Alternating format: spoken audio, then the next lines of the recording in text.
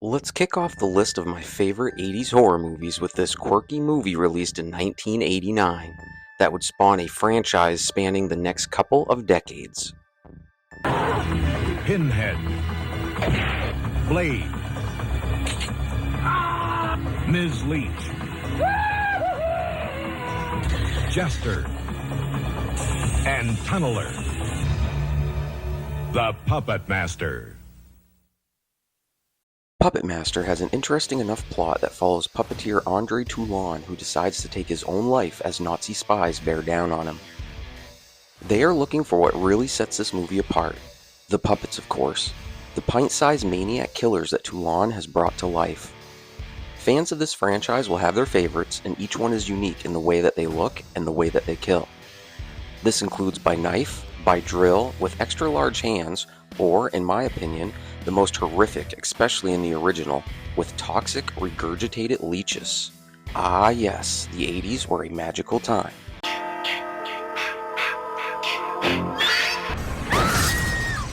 my god, oh my god.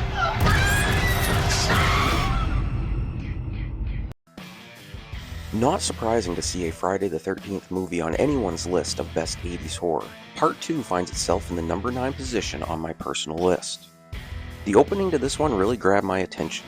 The final girl from the original Friday the 13th, Alice Hardy, is still coming to terms with what happened to her at Camp Crystal Lake just a couple months earlier.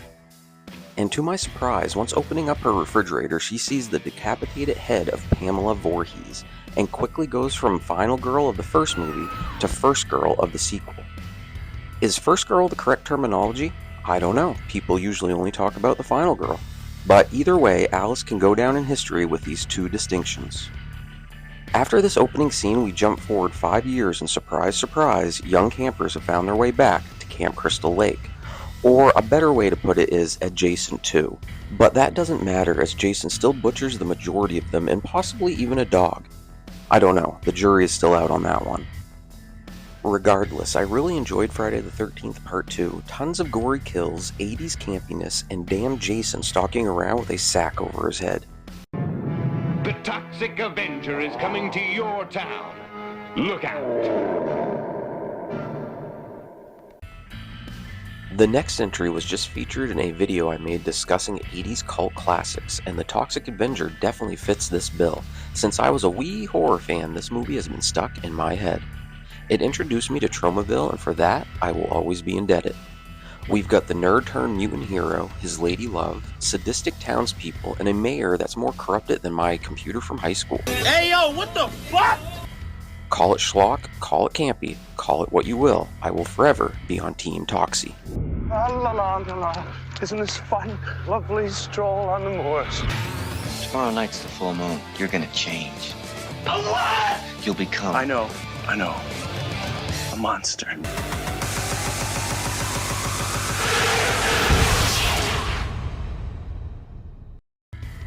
Number 7 is a movie with great practical effects. It has a real cinematic feel and was directed by none other than John Landis. Interestingly enough, it's the third movie in a row on my list to be released in 1981. This one has comedy, romance, and great storytelling. But at the end of the day, it has horror. Isolated horror from the English countryside to claustrophobic horror in the middle of a city. From the horrible visions of a friend that's been mauled to death to the amazing and terrifying transformation from man to werewolf. An American Werewolf in London is firmly in my top 10 horror movies of the 80s.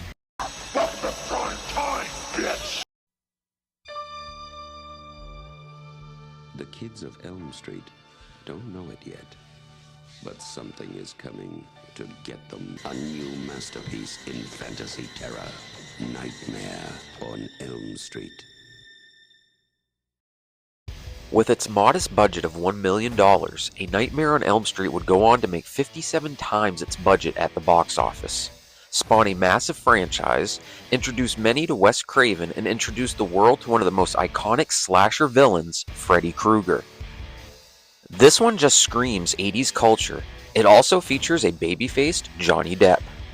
This one has an amazing protagonist, Nancy Thompson. Her bathtub scene is possibly the most iconic scene from any 80s movie. But the star of the show is Freddy Krueger with his bladed glove. The kills in this movie are all over the top and gory to boot. The original Nightmare is iconic and one hell of a horror movie, but keep watching to see which Nightmare movie is my favorite. Hey horror fans, Planet Phobia here. Just wanted to give a quick disclaimer that this is my personal list and only with movies I've reviewed since starting this YouTube channel. Movies like The Thing and The Lost Boys would most likely find their way on this list. I just haven't reviewed them yet, so maybe in a year or two I'll make an updated list.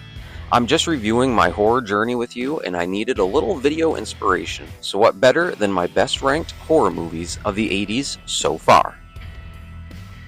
The top of this list is rarefied air. Out of 268 movies I reviewed, only 21 are rated 8 out of 10 or better, and the next 5 movies are all 8 out of 10 or above, including my highest rated horror movie of all time.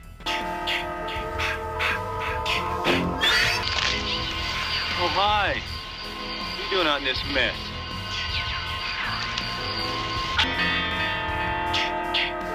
Friday the 13th.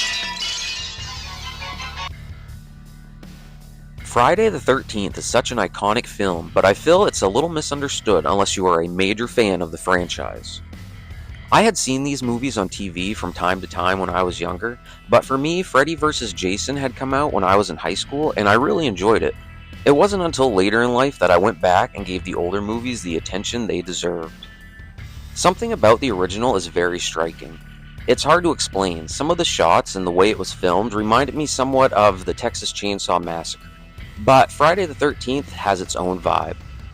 A quick way to test a horror fan is to ask them about Jason. Many people will point to this movie, but that's when you know if a horror fan really knows ball or not, because the Jason that most people think of isn't even in this movie. I mean, technically he is in the closing scene for about 10 seconds, but he's not a hulking, machete-wielding psycho in a hockey mask. No, he's a disfigured boy emerging from Crystal Lake.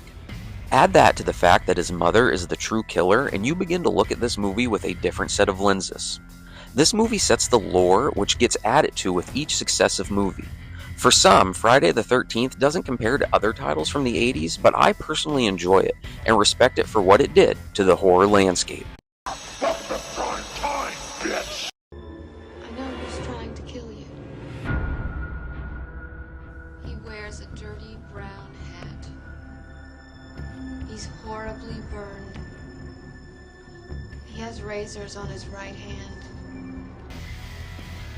Out of all the Friday the 13th and A Nightmare on Elm Street movies that came out in the 80s, I'd have to say Nightmare Part 3 Dream Warriors is my favorite. This one boasts big names like Lawrence Fishburne and Patricia Arquette, while also bringing back the character of Nancy Thompson. This one was a much needed movie in the franchise in my opinion. While some may enjoy Nightmare Part 2, for me it took the franchise in a strange, not connected direction, and Dream Warriors righted the ship and got the franchise back on track. Freddy really comes into his own in Dream Warriors, and the kills are phenomenal. Add to that Dawkins rocking the theme song, and Part 3 will always be one of my favorite horror movies from the 80s.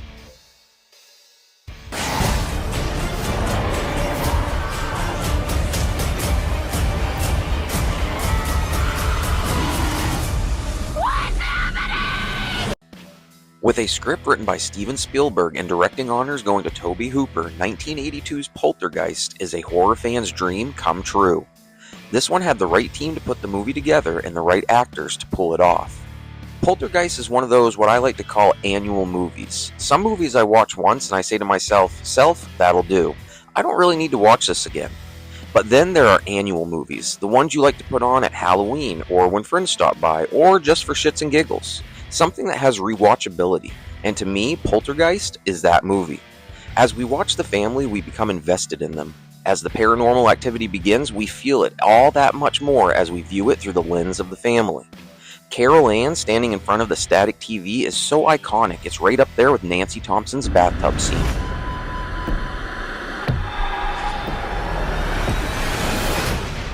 They're here. The investigators that show up to help the family really add a lot of substance to this movie, and watching something like Insidious, you can see that this formula has been duplicated more than once.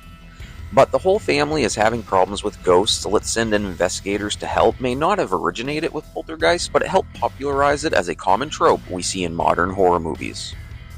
And while all this is true, this movie also goes off the deep end and gives us some iconic horror sequences that still hold up today. I have to say my favorite is when Diane, the mother, falls into the swimming pool and all the skeletons start to float around her. Peak horror in my opinion. Learning that the house was built on an old burial site and then the lore around this movie in general makes Poltergeist one of the 80s lasting legacies. I had to kill him! He's dead? Not anymore.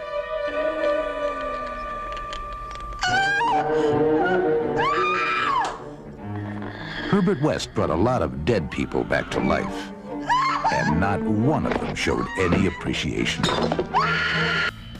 Taking the runner-up position in my favorite 80s horror movie countdown goes to Reanimator.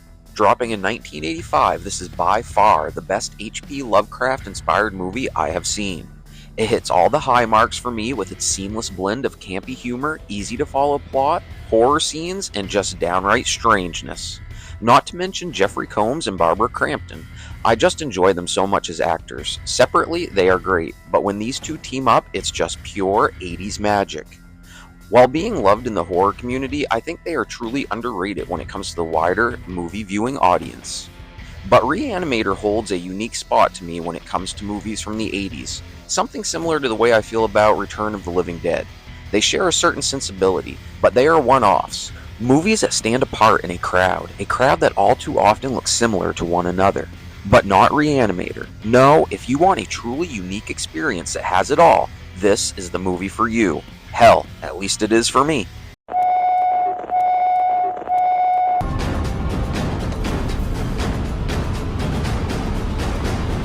Here's Johnny.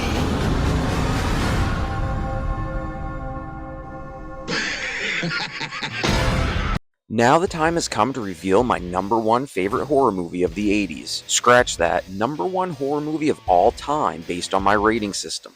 9.2 is the highest rating I have bestowed on any horror movie, and that's right, my friends, spewing out of the twisted mind of Stephen King and brought to life on the big screen by Stanley Kubrick. The Shining isn't a movie for me, it's an experience. Almost a ritual to sit down and take in this atmospheric film. I mean, from the first scene watching the car drive up to the Overlook Hotel, I'm instantly filled with the dread that is about to follow. Jack Nicholson is fantastic, frenzied and controlled all at the same time. Shelley Duvall puts in a performance for the ages, and every other actor involved in this film all adds something to it. Honestly though, this film drains me. Maybe Hereditary is the closest thing I can compare that feeling to when it comes to modern movies. Earlier I spoke about annual movies, ones you watch regularly or on special occasions. Movies like Reanimator, the Nightmare movies, or even Return of the Living Dead fit this bill, and to a lesser extent so does The Shining, but seriously, once a year is plenty. It's almost like a hangover. The Shining is so profound to me, it takes a couple days to shake off after processing it. So I get it, that doesn't make it the funnest movie, but I think that's the point. The Shining isn't background noise. It isn't something I watch on a whim. I watch it with purpose. I could go on and on, but that's my take on The Shining. I still have many, many movies to watch. I'm still on my horror journey, and I guess until I shake off this mortal coil, I always will be. But up until this moment, I have not seen a better horror movie from the 80s or otherwise. Hey there, horror fans. Thanks for sticking it out till the end. It's been a while since my last upload, and going over my favorite titles from the 80s gave me some inspiration and added gumption. So please, tell me, I'd like to hear your thoughts on my personal preferences, and I'd be as happy as Jack Torrance sitting down for that first bourbon if you'd be so kind as to share yours. Alright, horror fans, this is Planet Phobia signing off, and as always, wishing you good luck on your horror journey.